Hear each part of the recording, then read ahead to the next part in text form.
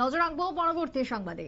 এবার ফটিকরায়ের দিকে নজর রাখবো, যেখানে মিলন মেলার উদ্বোধন করা হলো। 4 দিন ব্যাপী এই মিলন মেলা চলবে এবং যার উদ্বোধন করলেন রাজ্যের রাজ্যসভার সাংসদ রাজীব ভট্টাচার্য। ফটিকরায় মিলন মেলা 2025 4 দিন ব্যাপী এই মেলা চলবে। আজকে উদ্বোধন করা হলো মেলার। উদ্বোধনে ছিলেন সাংসদ। অন্যদিকে স্থানীয়দের উপস্থিতি ছিল একেবারে লক্ষণীয়। ব্যাপক উৎসাহ পরিলক্ষিত হয়। রাজীব ভট্টাচার্যের পাশাপাশি ছিলেন রাজ্যের মন্ত্রী সুধাংশু দাস, উপস্থিত ছিলেন অধ্যক্ষ বিশ্ববন্ধু সেন। তবে কি বক্তব্য রাজীব ভট্টাচার্যের, শুনুন।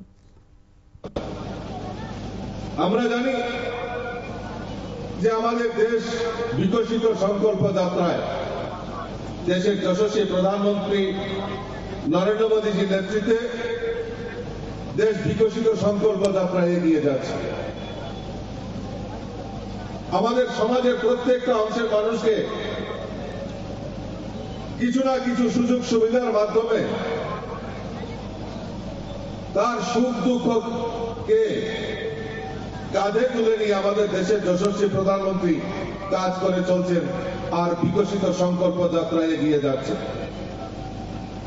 আমরা যদি দেখি আমাদের সমাজের গরিব অংশের মানুষ হোক, আমাদের সমাজের কৃষক হোক, শ্রমিক হোক, যুবক হোক, মহিলা হোক, সকল স্তরের মানুষকে বিভিন্ন পরিকল্পনার মাধ্যমে জাগ্রত করা, সেই সংকল্প নিয়ে আমাদের প্রধানমন্ত্রী কাজ করছেন